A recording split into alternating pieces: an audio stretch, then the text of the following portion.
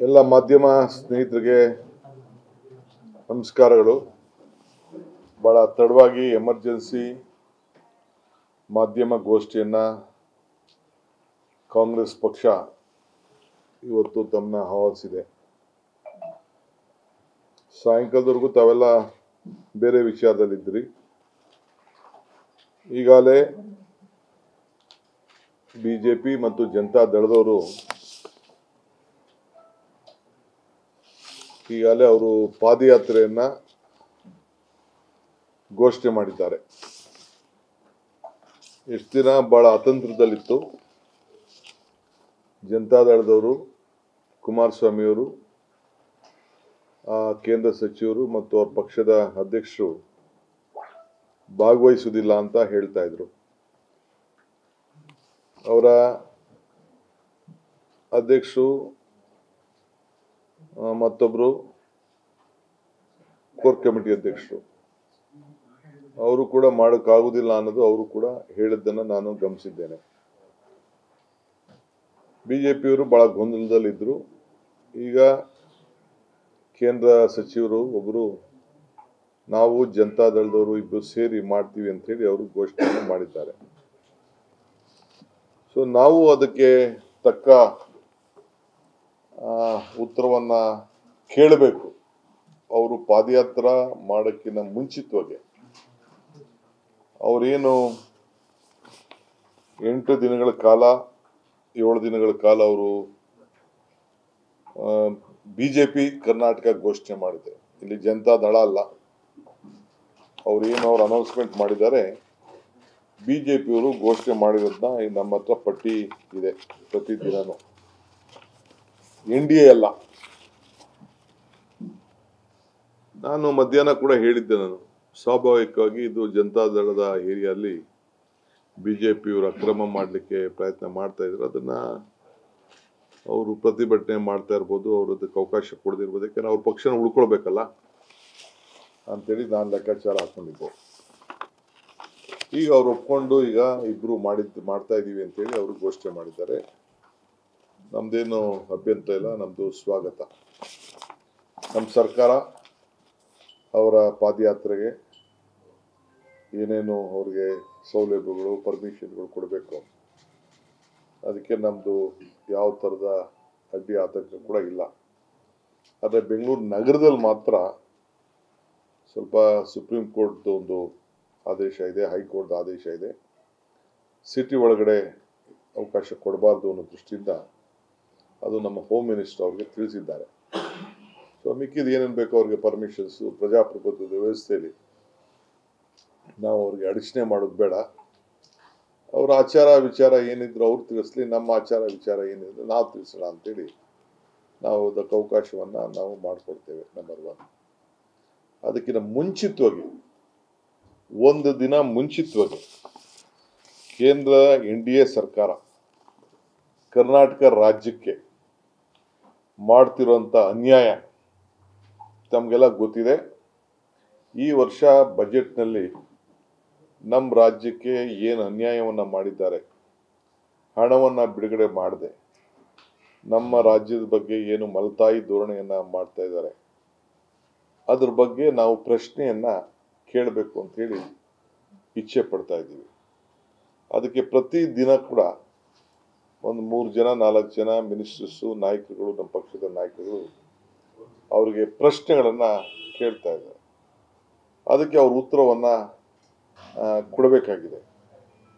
So ಅದಕ್ಕೆ ಒಂದಿನ ಮುಂಚಿತವಾಗಿ ನಾವು ಅವ್ರು ಎಲ್ಲೆಲ್ಲಿ ಅವರ ಹೆಜ್ಜೆ ಆಗ್ತಾ ಇದ್ದಾರೋ ಆ ಕೇಂದ್ರ ಸ್ಥಳಗಳಲ್ಲಿ ನಮ್ಮ ನಾಯಕರುಗಳು, ಕರ್ನಾಟಕ ರಾಜ್ಯದ ಎಲ್ಲ ಮಂತ್ರಿಗಳು ಕೂಡ ಈ ಒಂದು ಸಭೆಗಳಲ್ಲಿ ಮುಖ್ಯಮಂತ್ರಿಗೆ ಆದಿಯಾಗಿ ಭಾಗವಹಿಸುವಂತ ಒಂದು ಪ್ರಯತ್ನವನ್ನ ಮಾಡ್ತಾರೆ.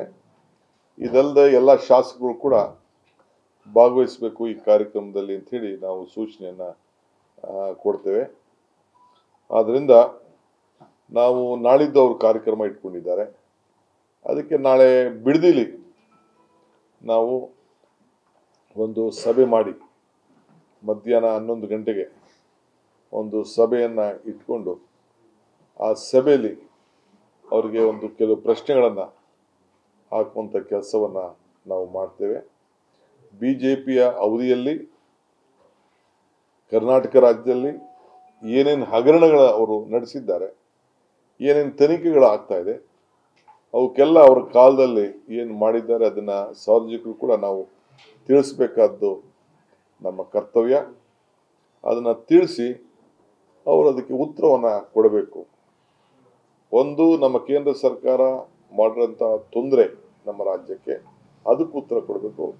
ಎರಡನೇದು, ಅವ್ರಿಗೆ ಏನೇನು ಭ್ರಷ್ಟಾಚಾರದ ಗೂಡೇನಿದೆ ಆ ಗೂಡನ್ನು ಬಿಚ್ಚಿ ಇಡುವಂಥ ಕೆಲಸವನ್ನು ನಾವು ಮಾಡ್ತೇವೆ. ಅದಕ್ಕೆ ಅವರು ಉತ್ತರವನ್ನು ಕೊಡಬೇಕು ಅಂಥೇಳಿ ನಾವು ಒತ್ತಾಯವನ್ನು ಮಾಡ್ತಾ ಇದ್ದೇವೆ. ಮಂತ್ರಿಗಳು ಅವರಿಗೆ ಪ್ರಶ್ನೆಗಳನ್ನು ಹಾಕುವಂಥ ಕೆಲಸವನ್ನು ಮಾಡ್ತಾರೆ. ಪ್ರತಿದಿನವೂ ಮಂತ್ರಿಗಳು ಪ್ರಶ್ನೆ ಹಾಕ್ತಾರೆ, ನಾವು ಸಭೆ ಮಾಡ್ತೀವಿ, ಆ ಸಭೆಯಲ್ಲಿ ಹೇಳ್ಕೊಂಡು ಹೋಗ್ತೇವೆ. ಮೊದಲನೇದು 2ನೇ ತಾರೀಕು ನಾವು ಬಿಡದಿಯಲ್ಲಿ ಕಾರ್ಯಕ್ರಮವನ್ನು ಹಮ್ಮಿಕೊಂಡಿದ್ದೇವೆ, ಬಹಿರಂಗ ಸಭೆಯನ್ನು.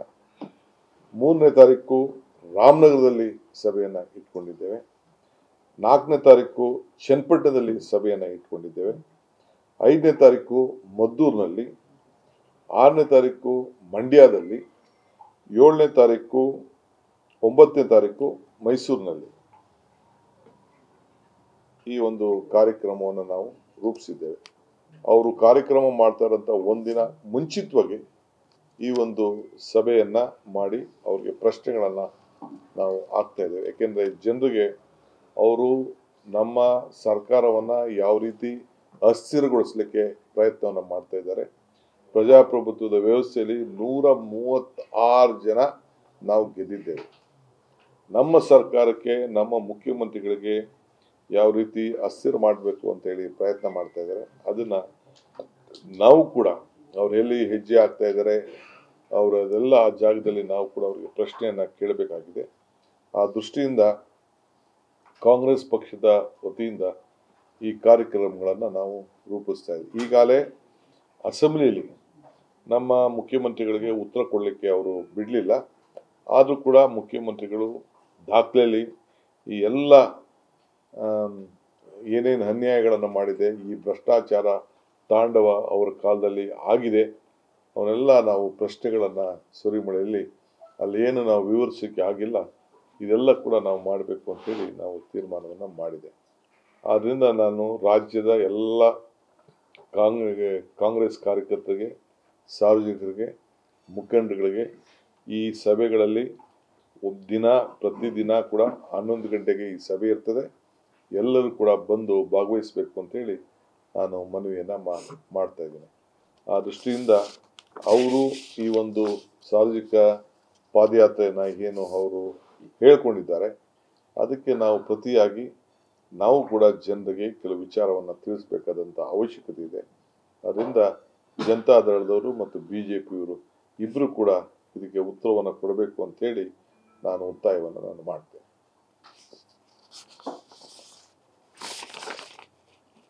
ಏನಾದ್ರು ಕ್ವಶನ್ಸ್ ಇದೆಯಾ? ನಾವು ಪಾದಯಾತ್ರೆ ಮಾಡುದಿಲ್ಲ. ನಮಗೆ ಪಾದಯಾತ್ರೆ ನಾವು ಯಾವತ್ತೂ ಹೇಳಿಲ್ಲ. ನಾವು ಅವ್ರಿಗೆ ಪಾದಯಾತ್ರೆ ಮಾಡ್ಬೇಕಾದ್ರೆ ಏಂತಕ್ಕೆ ಮಾಡ್ತಾ ಇದ್ದಾರೆ ಅಂತ ನಾವು ಅವ್ರಿಗೆ ಪ್ರಶ್ನೆ ಆಗ್ತಾ ಇದ್ದೀವಿ. ಅವ್ರ ಜನರಿಗೆ ತಿಳಿಸ್ಬೇಕು. ಅವರು ಭಾಳ ಹರಿಶ್ಚಂದ್ರನ ಕುಟುಂಬದವರು ಅಂತ ಹೇಳ್ತಾ ಇದ್ದಾರೆ. ಅವರು ಅದಕ್ಕೆ ಹೇಳಬೇಕು. ನಾವು ಹಾಕುವಂಥ ಪ್ರಶ್ನೆ ರಾಜ್ಯಕ್ಕೆ ಮಾಡ್ತಾ ಇರೋಂಥ ಅನ್ಯಾಯ, ಸಂವಿಧಾನ ಏನು ಒಂದು ಸಂಸ್ಥೆಗಳನ್ನು ಯಾವ ರೀತಿ ದುರುಪಯೋಗವನ್ನು ಮಾಡ್ಕೊಳ್ತಾ ಇದ್ದಾರೆ, ಇದೆಲ್ಲ ಕೂಡ ಸಾರ್ವಜನಿಕರಿಗೆ ತಿಳಿಸ್ಬೇಕಾಗಿದೆ. ಏನೇನು ಅನ್ಯಾಯಗಳಾಗಿದೆ ಈಗಾಗಲೇ ಮುಖ್ಯಮಂತ್ರಿಗಳು ಅಸೆಂಬ್ಲಿಯಲ್ಲಿ ಹೇಳಿದ್ದಾರೆ. ನಾವು ಚುನಾವಣಾ ಮುಂಚಿತವಾಗಿ ತಿಳಿಸಿದ್ದೇವೆ.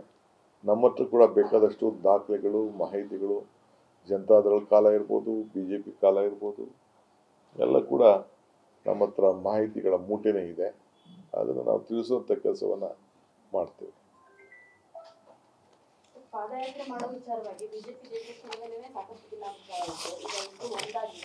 ಇಲ್ಲ, ನನಗೆ ಗೊತ್ತಿಲ್ಲ. ನಾನು ಅವ್ರು ಏನಾದ್ರು ಮಾಡಿಕೊಳ್ಳಿ. ಈಗ ಕುಮಾರಸ್ವಾಮಿ ಸ್ಟೇಟ್ಮೆಂಟ್ ಗಮನಿಸಿದ್ದೇನೆ. ಅವ್ರ ಮಾತು, ಅವರ ಆಚಾರ, ಅವ್ರ ವೈಖರಿ ಎಲ್ಲ ಕೂಡ ತಿಳಿಸಿದ್ದೇನೆ. ಅವರು ಅವರು ನಾನು ಅವರ BJPಯವರು ಅವ್ರನ್ನ ಟೇಕ್ ಓವರ್ ಮಾಡ್ತಾ ಇದ್ದಾರೆ, ಎಲ್ಲ ಮರ್ಜಿ ಮಾಡ್ಕೊಂಡಿರ್ಬೋದು ಅಂತ ಕಾಣ್ತದೆ. ಯಾಕೆಂದ್ರೆ ಅವ್ರ ಎಕ್ಸಿಸ್ಟೆನ್ಸ್ ಇಲ್ವಲ್ಲ ಹಳೆ ಮೈಸೂರಿನಲ್ಲಿ. ಅದಕ್ಕೆ BJPಯವರು ಈಗ ನೋಡಿ ಇಲ್ಲಿ ಅವ್ರು ರಿಲೀಸ್ ಮಾಡಿದಾರಲ್ಲ, ಎಲ್ಲೂ ಜನತಾದಳ ಮಾಡ್ತಾ ಇದೆ ಅಂತಿಲ್ಲ. ಕುಮಾರಸ್ವಾಮಿ ಅವರು ಏನು ಸ್ಟೇಟ್ಮೆಂಟ್ ಕೊಟ್ಟರು ಅಷ್ಟು ಮಾತ್ರ ನನಗೆ ಗೊತ್ತು. ಈಗ ಅವರು BJP ರಾಷ್ಟ್ರೀಯ ನಾಯಕರು ಅವ್ರು ಹೇಳಿದ್ದಾರೆ ನಾವಿಬ್ಬರು ಸೇರಿ ಮಾಡ್ತೀವಿ ಅಂತ. ಸೊ ಇಲ್ಲಿ ಅವ್ರಿಗೇನು ನಮಗೆ ಪೊಲೀಸ್ ಮಾಹಿತಿ ಕೊಟ್ಟಿದ್ದಾರೆ, ಮಾಧ್ಯಮಕ್ಕೆ ಏನು ಮಾಹಿತಿ ಕೊಟ್ಟಿದ್ದಾರೆ, ಅಲ್ಲಿ ಬರೀ ನೋಡಿ BJP ಸಿಂಬಲ್ಲೇ ಇದೆ. ಪ್ರತಿದಿನ ಅವ್ರ ಊಟ ವಹಿವಟ್ಟು ತಟ್ಟೆ ತಮಟೆ ಎಲ್ಲ ಕೂಡ ಅವರು ಲೆಕ್ಕ ಹಾಕಿದ್ದಾರೆ. ಸೊ ಅವರು ಹೆಸರಿಗೆ BJP ನಮ್ಮ ಮಾಧ್ಯಮಕ್ಕೆ ಬಿಡುಗಡೆ ಮಾಡೋದು. ನಿಮ್ಗೇನಾದ್ರು ದಳದ ಏನಾದ್ರು ಹೇಳಿದಾರ? ಏನೂ ಇಲ್ಲ. ಸೊ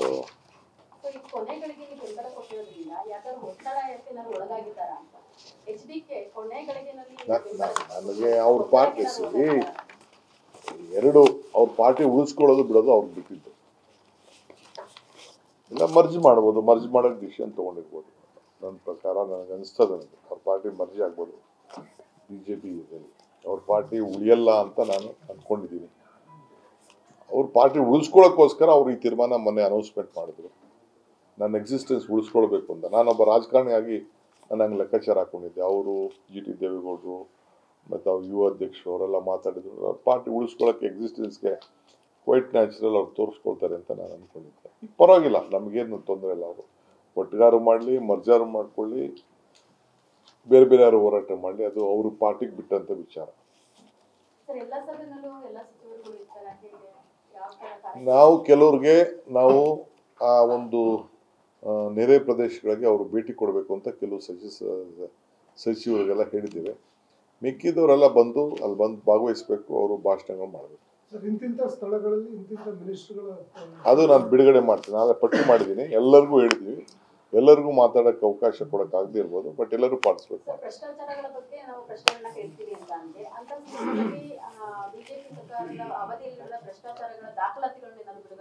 ಖಂಡಿತ ಖಂಡಿತ ಪ್ರಶ್ನೆಗಳು ಹೇಳ್ತೀವಿ, ದಾಖಲೆಗಳು ಬಿಡುಗಡೆ ಮಾಡ್ತೀವಿ.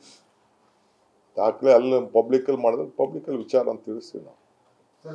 ಈ ಕಾರ್ಯಕ್ರಮ ಪಾದಯಾತ್ರೆ ಈ ಮೈಸೂರಿಗೆ 9ನೇ ತಾರೀಕಿಗೆ ಕ್ಲೋಸ್ ಮಾಡ್ತಾರೆ. ರಾಜ್ಯಾದ್ಯಂತ ಅವರ ವಿರುದ್ಧ ಏನಾದ್ರು ಪಾದಯಾತ್ರೆ ಯಾರು ಮಾಡ್ತಾ ಇದ್ದಾರೆ? ನೀವು ಉತ್ತರವನ್ನು ಕೊಡ್ತಾ ಇದ್ದೀರಾ? ನಾವು ಪಾದಯಾತ್ರೆ ಅಲ್ಲ, ಅವ್ರಿಗೆ ಪ್ರಶ್ನೆ ಕೊಡ್ತಾ ಇದ್ದೀರಾ? ಇದನ್ನ ರಾಜ್ಯಾದ್ಯಂತ ತೆಗೆದುಕೊಂಡು ಹೋಗುವಂತ ಯೋಜನೆ ಈಗ ಮೈಸೂರಿಗೆ ಮಾತ್ರ ಸೀಮಿತ?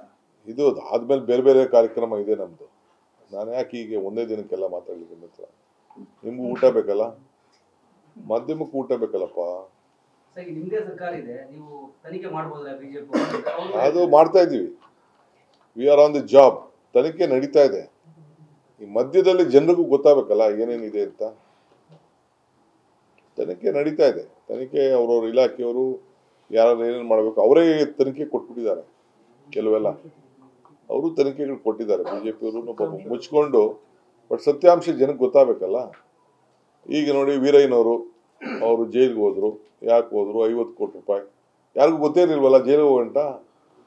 ನಾವು ತನಿಖೆ ಚುರುಕು ಮಾಡೋದಕ್ಕೆ ಅವ್ರು ಜೈಲಿಗೆ ಹೋಗಿದ್ದು. ಹಂಗೆ ಮೊನ್ನೆ ಯಾರು ಇನ್ನೊಬ್ರು ಜೈಲಿಗೆ ಹೋದ್ರು. ಆ ರೀತಿ ಇನ್ನೂ ಬೇಕಾದಷ್ಟು ಇದೆ. ಅವೆಲ್ಲ ಅವ್ರು ಮಾಡಿದ್ದೇನೆ ಪಾಪ ಜನರಿಗೆ. ಅವರು ಭಾಳ ಹರಿಶ್ಚಂದ್ರ ಮೊಮ್ಮಕ್ಕಳು, ಅವರು ಹರಿಶ್ಚಂದ್ರ ಮೊಮ್ಮಕ್ಕಳು. ಅವರು ಆ ಮೊಮ್ಮಕ್ಕಳ ಹೆಸರೆಲ್ಲ ಈಚೆ ತರಬೇಕಲ್ಲ ನಾವು. ನಾವು ಯಾರಿಗೂ ಬೆದರಿಸಂತ ಸಂದರ್ಭ ಇಲ್ಲ. ಸೆಷನ್ ನಡಿಬೇಕಾದ್ರಿಂದಲೂ ಕೂಡ ಅವ್ರು ಹೇಳ್ತಾ ಇದ್ರು ಪಾದಯಾತ್ರೆ ಮಾಡ್ತೀವಿ ಅಂತ ಹೇಳಿ. ಒಂದ್ ಟೈಮ್ ಅಲ್ಲಿ ಪಾದಯಾತ್ರೆನ ಕೈ ಬಿಡಲಾಗಿತ್ತು, ಮತ್ತೆ ಈಗ ಪಾದಯಾತ್ರೆ ಶುರು ಮಾಡಿದ್ರೆ. ಸೊ ಪಾದಯಾತ್ರೆಗೋಸ್ಕರನೇ ಪ್ರಶ್ನೆಗಳ ಒಂದು ಕಾರ್ಯಕ್ರಮನ ಕಾಂಗ್ರೆಸ್ ಈ ಹಿಂದೆನೇ ರೆಡಿ ಮಾಡಿ ಇಟ್ಕೊಂಡಿತ್ತ. ನಾವು ಅಸೆಂಬ್ಲಿಲೇ ಹೇಳಿದ್ದೇವಲ್ಲ ಮುಖ್ಯಮಂತ್ರಿಗಳು, ಪಾದಯಾತ್ರೆ ಮಾಡಲಿಲ್ಲ ಅಂದ್ರೆ ನಿಮ್ಮ ಪ್ರಶ್ನೆಗಳ ಕಾರ್ಯಕ್ರಮ ಇಟ್ಟಿರ್ಲಿಲ್ಲ. ರಿಪ್ಲೈ ಅಸೆಂಬ್ಲಿಲೇ ನಾವು ದಾಖಲೆಗೆ ತಂದು ನಾವು brought it on record. Sir, ಈ ಟೈಮಲ್ಲಿ ಮಳೆ ಇಲ್ಲ, ಡ್ಯಾಮಲ್ಲಿ ನೀರಿಲ್ಲ ಅಂತ, ಡ್ಯಾಮ್ ಎಲ್ಲ ತುಂಬಿದೆ. ಡ್ಯಾಮ್ ಎಲ್ಲ ತುಂಬಿದ ಮೇಲೂ ಈ ತರ ಪಾದಯಾತ್ರೆ ಮಾಡ್ತಿದಾರಲ್ಲ, ಅವ್ರ ಅಭಿವೃದ್ಧಿ ಅಂದ್ರೆ ಈಗ ನೀವು ಅವ್ರಿಗೆ ಪ್ರಶ್ನೆ ಕೇಳಬೇಕು, ನಾವು ಅವ್ರಿಗೆ ಪ್ರಶ್ನೆ ಕೇಳ್ತೀವಿ. ನಾನು ಯಾಕೆ ನೀವು ಪಾದಯಾತ್ರೆ ಮಾಡಬೇಡ ಅಂತ ಹೇಳಿ? V welcome. ಅವರು ಪಾದಯಾತ್ರೆ ಮಾಡೋದನ್ನ ಅವ್ರು ಸ್ವಾಗತ ಮಾಡ್ತೇವೆ. ಪಾಪ ಅವ್ರು ಮಾಡಬೇಕು, ತಪ್ಪೇನಿಲ್ಲ. ಅವ್ರಿಗೆ ಇನ್ನೂ ಅನುಭವ ಇಲ್ಲ. ಈಗ ಹೊಸ್ದಾಗಿ ಏನೋ ನಾವು ಮಾಡಿದ್ನ ನೋಡಿ ಟ್ರೈನಿಂಗ್ ತಗೊಳ್ತಾ ಇದ್ದಾರೆ. ಬೆಂಗಳೂರಲ್ಲಿ ಅವಕಾಶವಿಲ್ಲ ಪಾದಯಾತ್ರೆ ಮಾಡಕ್ಕೆ. ಬೆಂಗಳೂರಲ್ಲಿ ಓಕೆ. ಬೆಂಗಳೂರಲ್ಲಿಲ್ಲ. ಬೆಂಗಳೂರಲ್ಲಿ ನಾವು ಟ್ರಾಫಿಕ್ ಭಾಳ ವಿಚಾರ ಗಮನಿಸಬೇಕು. ಹೀಗೆ ಗಂಟುಗಟ್ಟಲೆ ಜನ ಎಲ್ಲ ತೊಂದರೆ ಅನುಭವಿಸ್ತಾ ಇದ್ದಾರೆ. ಮಳೆಗಳು ಬಂತು ಅಂದರೆ ಅದಕ್ಕೆ ನಾವು ಸಾರ್ವಜನಿಕ ಸಭೆಯನ್ನು ಮಧ್ಯಾಹ್ನ ಇಟ್ಕೊಬಿಟ್ಟಿದ್ದೀವಿ. 12:30 ಬೆಳಗ್ಗೆ ವಾಪಸ್ ಹೋಗ್ಬೇಕಲ್ಲ, ಅದಕ್ಕೆ ನಾವು ಬೆಳಗ್ಗೆ ಇಟ್ಟಿದ್ದೀವಿ. ಸರ್ ನೀವು ಎಲ್ಲ ಸಭೆಯಲ್ಲೂ ಭಾಗವಹಿಸ್ತೀರಾ ಸರ್, ಅಥವಾ ಸಿಎಂ ಯಾವ ಸಭೆಗೆ ಬರ್ತಾರೆ ಅಂತ, ಯಾವ ಡಿಸ್ಟ್ರಿಕ್ಟ್? CM ಕಾರ್ಯಕರ್ತನೇ, DCM ಕಾರ್ಯಕರ್ತರೆ, MLAಗಳು ಕಾರ್ಯಕರ್ತರೆ, ಮಂತ್ರಿಗಳು ಕಾರ್ಯಕರ್ತರೆ. ಕೆಲವ್ರಿಗೆ ನಾವು ಡೈರೆಕ್ಷನ್ಸ್ ಕೊಟ್ಟಿದ್ದೀವಿ, ನೀವು ಹೋಗಿ ಕೆಲವ್ರು ಹೋಗ್ಬೇಕು ಅಂತ ಹೇಳಿದ್ದೇವೆ. CMಗೂ ಹೇಳಿದ್ದೀವಿ, ಕೆಲವು ಕಡೆ ಎಮರ್ಜೆನ್ಸಿ ನರೇಗೆ ಹೋಗ್ಬೇಕು ಅಂತ ಹೇಳಿದ್ದೇವೆ. ಪಕ್ಷ ಹೇಳಿದೆ ಅವ್ರಿಗೆ, ಕೆಲವು ಮಂತ್ರಿಗಳಿಗೆ ಹೇಳಿದ್ವಿ, ಮಿಕ್ಕಿದವರೆಲ್ಲ ಪಾರ್ಟಿಸಿಪೇಟ್ ಮಾಡ್ತಾರೆ. ಈಗ ನೋಡಿ ಡೆಲ್ಲಿ ನಾಳೆ ಪಾರ್ಲಿಮೆಂಟ್ ಮೆಂಬರ್ಸ್ ಇದ್ದಾರೆ. ನಮ್ಮ ವರ್ಕಿಂಗ್ ಪ್ರೆಸಿಡೆಂಟ್ ಈಗ ತಾನೇ ಮಾತಾಡ್ತಾರೆ, ಪಾರ್ಲಿಮೆಂಟ್ ಬಿಟ್ಟು ಬರಬೇಕು, ಇಲ್ಲಿ ಅಟೆಂಡ್ ಮಾಡಬೇಕು ಅಂತ ಇದನ್ನು ಮಾನಿಟರ್ ಮಾಡಬೇಕು ಅಂತ ಹೇಳಿದ್ದಾರೆ. ಸೊ ಎಲ್ಲರೂ ಬಂದ್ಬಿಡ್ತಾರೆ. ಈಗ ನಮ್ಮ ವರ್ಕಿಂಗ್ ಪ್ರೆಸಿಡೆಂಟ್ ಈಗ ತಾನೇ ಹೇಳಿದೆ ನಾನು, ಈ ವರ್ಕಿಂಗ್ ಪ್ರೆಸಿಡೆಂಟ್ ಹುಬ್ಳಿ ಧಾರವಾಡದಿಂದ ಅವ್ರು ಬಂದಿದ್ದಾರೆ, ಮಂಗಳೂರಿಂದ ಇವ್ರು ಬಂದಿದ್ದಾರೆ. ಎಲ್ಲ ಕೆಲಸ ಬಿಟ್ಬಿಟ್ಟು ಬರ್ತೀವಿ. ನಮಗೆ ಪಾರ್ಟಿ ಜನರಿಗೆ ಒಳ್ಳೆ ಅಧಿಕಾರವನ್ನು ಕೊಟ್ಟಿದ್ದಾರೆ, ಆಡಳಿತವನ್ನು ಕೊಡಬೇಕು. ಭ್ರಷ್ಟ BJPಯ ವಿರುದ್ಧ ಜನ ಏನು ನಿರೀಕ್ಷೆ ಮಾಡಿದ್ದಾರೆ ಅದನ್ನು ನಾವು ತಿಳಿಸ್ಬೇಕು. Thank you.